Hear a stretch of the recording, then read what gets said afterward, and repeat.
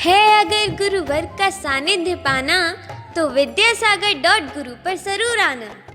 अहिंसा परमो धर्म की। आचार्य गुरुवर श्री कुंद कुंद भगवान की। आचार्य गुरुवर श्री ज्ञान सागर मुनि महाराज की।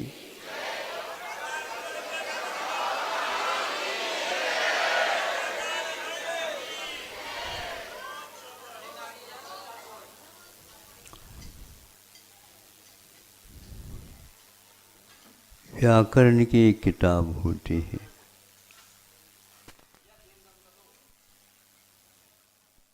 जिसके बिना हम अर्थ की ओर गतिमान नहीं हो सकते। शब्द के बिना आप अर्थ की ओर और अर्थ के बिना प्रयोजन की ओर हमारी यात्रा कभी नहीं हो सकती।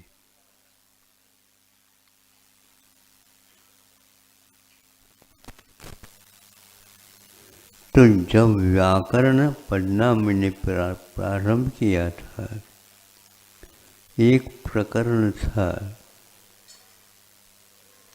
है तो वह संधि का, किंतु संधि के बिना भी हम दुर्लभ संधि क्या है और सही संधि क्या है ज्ञात नहीं कर सकते। उसमें सर्वप्रथम संधि करने की प्रक्रिया बताई गई थी। गंध, धन, उदक, ये दो शब्द हैं। बीच में धन काम कर रहा है।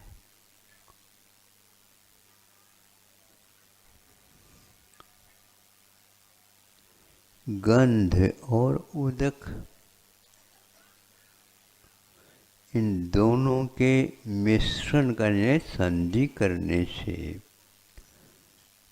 फल निकलता है गंधोदक। समझ में बात आ रही है? बहुत सरल भाषा में बोल रहा हूँ, क्योंकि आप जटिल भाषा के पुरोधा हैं।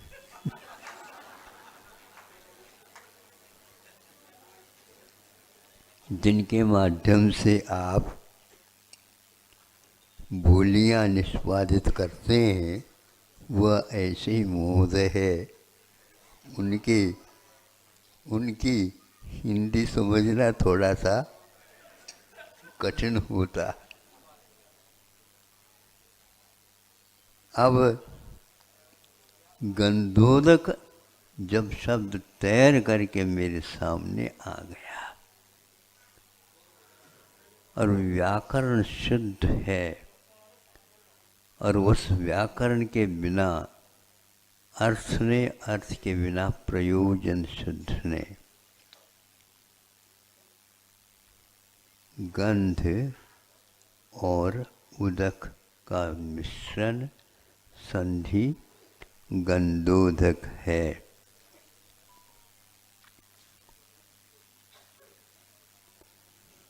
आप लोग मंदिर में जाते हैं, दो टेबल वहाँ पर लगे हुए रखते हैं, उच्च आसन रहता है, दो कटोरे चांदी के या और कोई भी हो वहाँ पर रखे रहते हैं। दोनों के ऊपर ढक्कन रहता है और एक के माध्यम से आप हाथ धो लेते हैं, एक के माध्यम से आप अपने माथा धो लेते हैं।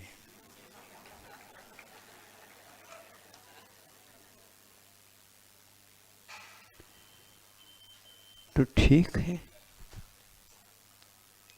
गंधोदक आगे जाकर के एक आध घंटे में समाप्त हो जाता है।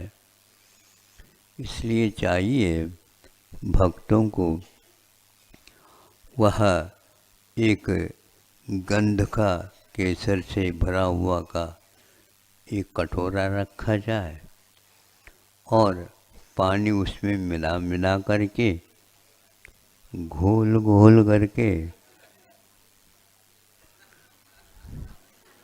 लो गंधोदक लो, अपना जीवन सार्थक बना लो। मिलना बहुत कठिन है और इसमें गुरु जी का भी आशीर्वाद है। तो भैया जो कुछ भी आप ये व्यापार कर रहे हैं, इसके लिए हमारा आशीर्वाद नहीं है। क्यों नहीं है? आपने केवल उस शब्द का अर्थ या संधि विच्छेद और संधि करके गंधोदक का निर्माण कराया है, इसलिए मैं उसको स्वीकार नहीं करूँगा। अब क्या है आप ही बता दो, गंधोदक में इसके अलावा है क्या, मुझे बताओ। हाँ मैं बता तो दूंगा, लेकिन यह गंधोदक नहीं है। तो फिर तो व्याकरण गलत है ये सिद्ध करो। तो मैं व्याकरण को गलत तो सिद्ध नहीं कर सकूंगा, व्याकरण तो यही है। किंतु व्याकरण के बाद अर्थ की ओर, प्रयोजन की ओर जाना भी हमारा कर्तव्य होता है।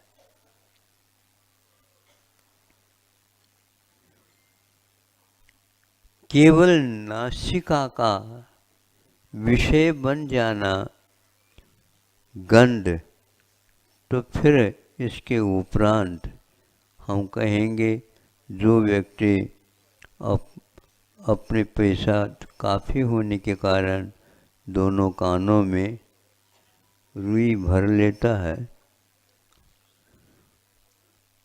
काय के लिए भर लेता रुई?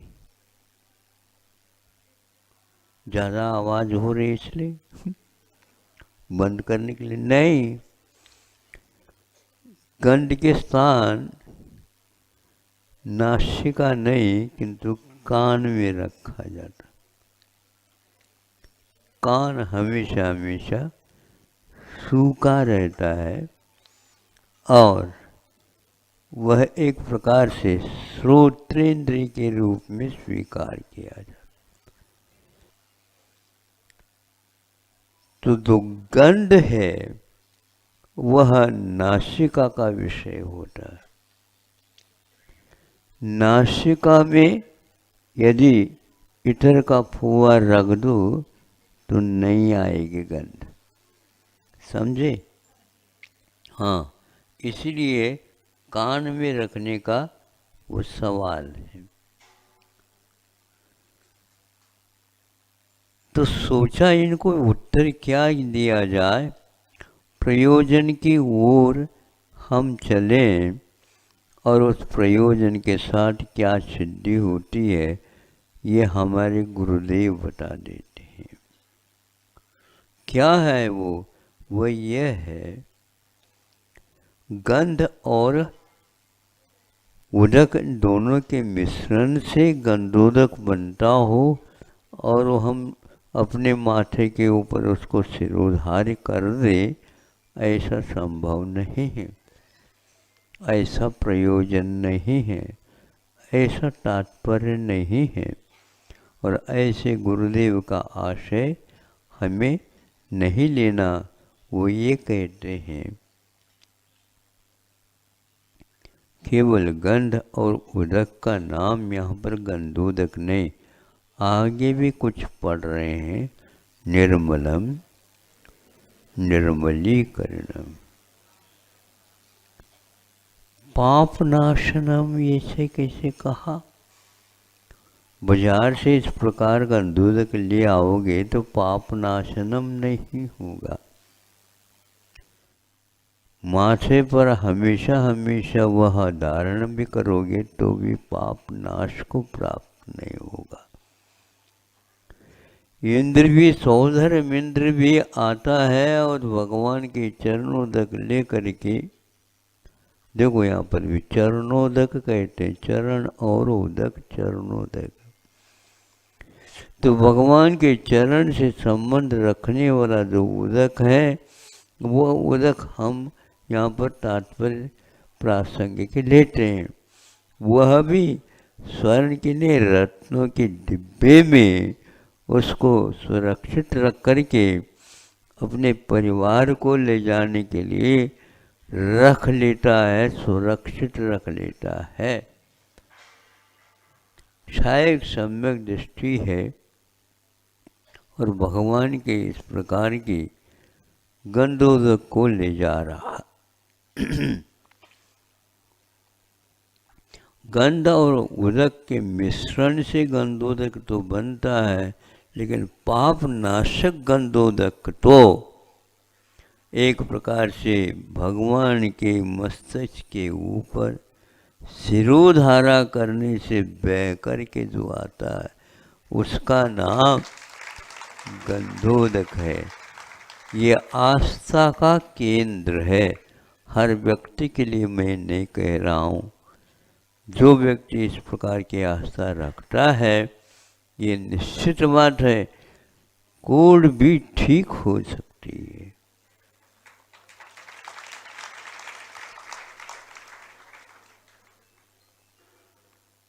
कंचन की काया बन सकती है और विपरीत अर्थ निकालने से कंचन की काया भी वह एक प्रकार से गंदी काया हो जाती है, कोड बहने लग जाता है। पुराण ग्रंथों को पढ़ने से ये आंखें खुलती है।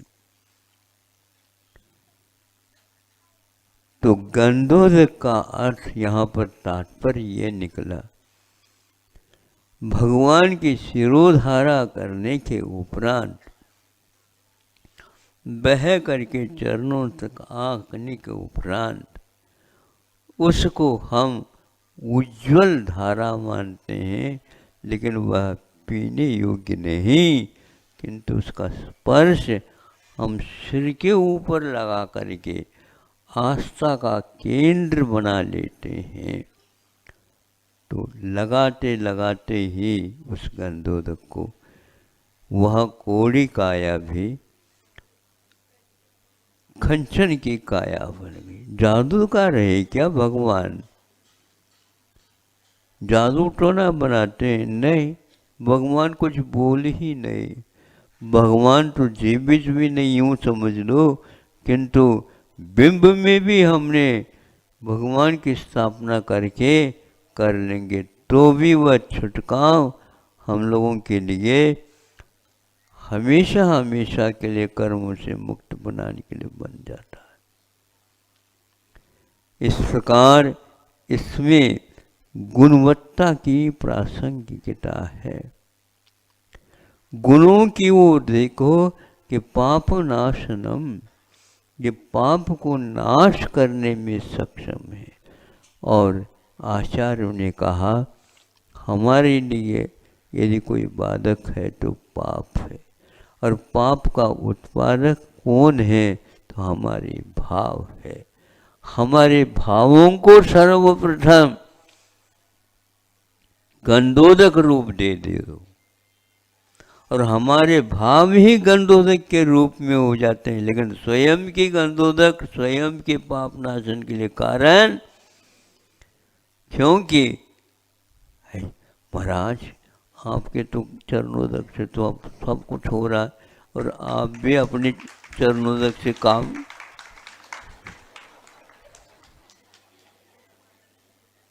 क्यों नहीं बताओ? क्या ये गलत है? ये हो तो रहा है, लेकिन ये ध्यान रखो हनुमान का राम अलग है और राम का राम अलग है।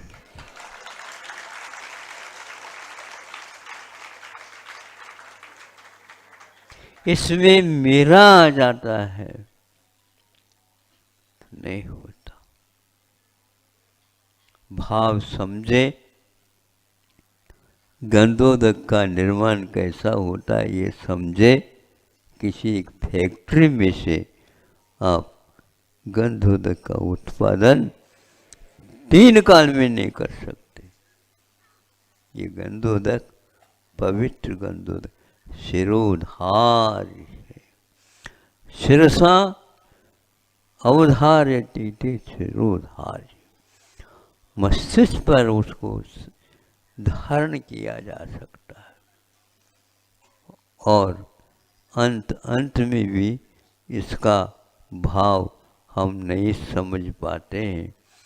बच्चों के अवस्था से ही हमें यह रहस्य समझाना होगा और आस्था का केंद्र उसको बना करके उसको स्वीकार करने से 8 वर्ष अंतर्मुख कम से कम हो, निश्चित रूप से पाप का क्षय होगा।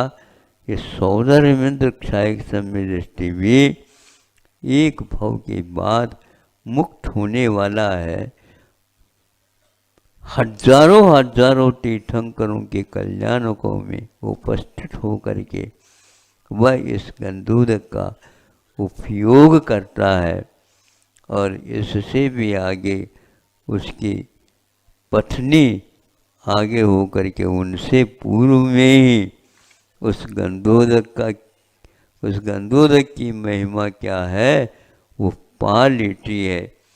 यह धन्य है भव्य जीव, निकट भव्य है, आसन्न भव्य है। अब तो क्या होनहार है तो हो ही जाएगा, बहुत निकट समय में हो जाएगा। कैसा लगता होगा इन दोनों भव्य जीवों को कि हमें अनिवार्य रूप से टिकट मिल चुका है। तुम भी अपने टिकट खरीद लो, पैसे के बंडलों से नहीं। उसके इस प्रकार से नहीं, उसका जो सदुपयोग और उसके प्रति जो मोह है, उस मोह का नाश हुए बिना ये गंधोदक आदि जितने भी पवित्र पदार्थ हैं हम लोगों के लिए कार्यकारी नहीं होंगे। इतना ही कहकर मैं आज का यह वक्तव्य समाप्त करता हूँ।